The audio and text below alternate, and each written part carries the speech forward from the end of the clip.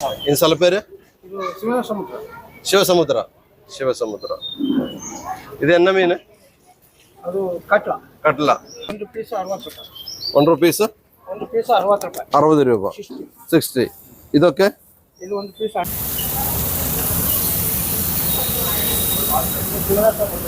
ಶಿವನ ಸಮುದ್ರ. സൂപ്പർ അല്ലേ?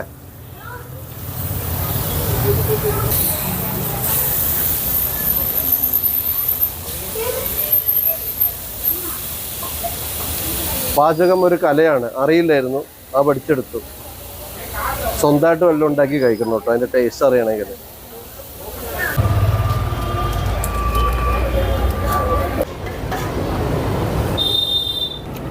സൂപ്പർ, അടിപൊളി.